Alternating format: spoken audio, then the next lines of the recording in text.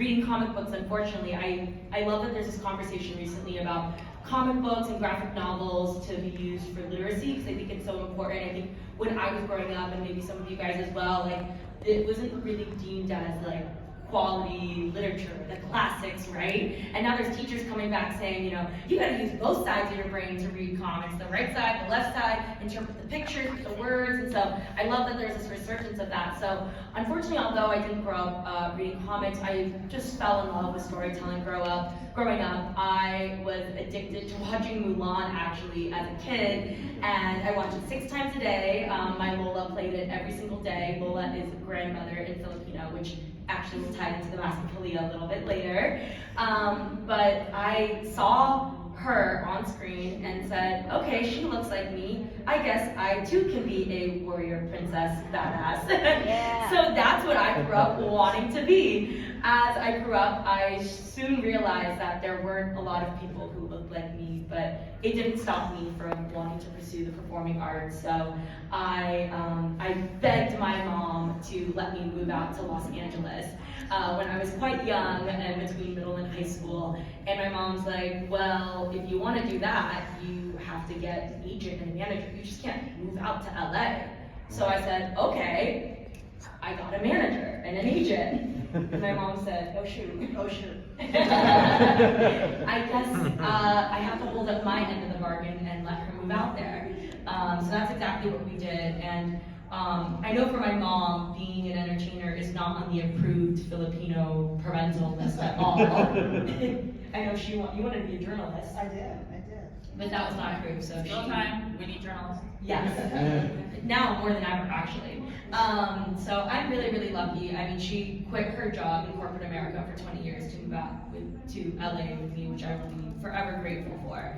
And while we were there, living in our tiny 2-bedroom apartment in North Hollywood with my cousin, who's a makeup artist, so I like to say it was like our little sorority house, if you will. My mom was in the living room. We were roughing it. And when I was going out on auditions, my mom would pick me up and be like, how was it? And I'd be like, great, but there wasn't really anyone in the room that looked like me. They would say all ethnicities casting, but then when I would see the project come out, it would never be anyone that looked like us. And so we realized that in order to see our stories and ourselves and our culture represented authentically, it starts in the writer's room with people who look like us, who can authentically tell these stories. And so we thought, we could make a short film. We could do a book. And as we were researching Filipino mythology in particular, my mom is very privy. She grew up reading all the classics, Roman, Greek, Norse mythology. I know, right? It was all Western mythology at the time. We thought it was so vibrant and so rich, the worlds that we were reading about. You thought, actually, hey, why not comics?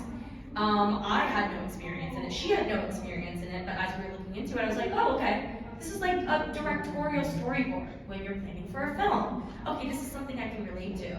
And I think anybody across the board, no matter what industry or background or career path you come from, you can always find and use those skill sets in some new industry, right? Especially with you with law, contracts and all that fun stuff. I knew nothing about that she helped out with. Sorry, I'm going to just finish up. Yeah, that's pretty much how Kwento started. We just didn't see the stories out there that we wanted to see told. And I grew up in Springfield in the 1960s. There was 5 Filipino families there, and I definitely didn't see people represented in the way on print and comics. So we thought this would be a great experiment, as our publisher calls it, the Kwento experiment, to bring these stories to life. I don't like to take any more time, because that's pretty much the origin of the story.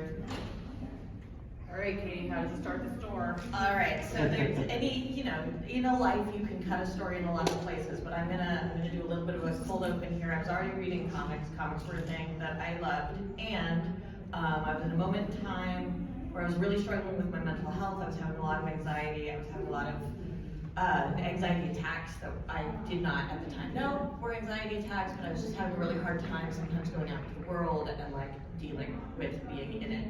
one of the things that really, really helped was reading my comic books. It was a place of peace. It was a place of escapism. It was great. I love my comics. There were comics coming out at that moment in time that were just like my favorite thing. And the comic shop where I had my pull box, to go into it, I had to not engage with that piece of art on the wall, not engage with that set of, wow, that's a lot of tits over there, not feel the eyes of every man in the room on me, and not have to remind the clerk that I do come in every week. Like, the amount of work that was involved to get my books was enough that if I was having a real bad week, I couldn't get my books. Or I would send someone else. I'd be like, just go and get them for me, I'll pay you back. Just get my box, you don't need to talk to me. And one, therapy and medication, super good. Definitely, anxiety is a manageable brain condition. But two, I just became really aware of how much work was involved to get my comics that didn't need to be part of the hobby. I shouldn't have to feel like I'm fighting through waves of exploitation and othering to get to the counter and get my books. So I started thinking about what a comic shop space that I would want to be in would be like. And it so happens that it was about the same time that the first wave of Gamergate, before that nonsense even got to comics, was happening, and like, these are also my peak spheres, so I was watching that happen, I was feeling very mad about it, and I was wishing there were a place, not where we were in the fight, but where it really felt like we were already on the other side of the fight and had won.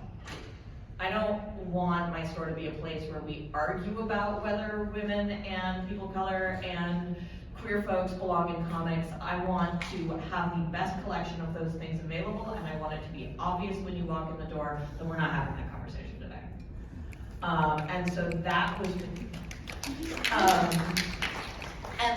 was what I set out to build when I built Books with Pictures. Why does it keep doing that? Merchandising. Fly off the shelves, literally. So being a space that breaks down barriers and creates just a really welcoming environment for people who are new to comics, people returning to comics, people who've never felt like they had a place in comics. That's what we do, and we've been doing it for 9 years. Yeah. So obviously everyone's story influenced their comics, and you can kind of see that. So I will, I'm gonna ask this, other than, showing diversity and representation, and I do not want to minimize that in any way, is that what your work brings to the table, or what is it about your work that strengthens the industry as a whole? Like I mentioned, Smut Peddler was kind of foundational to the initial first sort of, I call it the first dose of rocket fuel in Iron Circus is Hanks. And Smut Peddler is a spite book. A lot of what I do are spite books, which is books that I make because I look around for them and they're not there. And I'm like, well, fine, I'll do it. If no one else is going to do it, I'll do it. And the original sort of concept behind Smut Peddler is it was inclusive smut that prioritized consent. Like, everybody involved in a dirty story in Smut Peddler wants to be there and is an enthusiastic participant in whatever's happening on the page. And it's almost depressing that that was our cool selling point, like all those years ago, that it was so rare that here's this weird book where everybody's totally into it. And that worked depressingly well. And a lot of Iron Circus's general kind of approach has been, finding underserved audiences that love comics but aren't necessarily thought of by much larger companies. And the way I always put it is, you're not going to out Star Wars. You're not going to out Star Trek. These giant multi-million-dollar properties by giant multi-billion-dollar companies are going to beat you every time.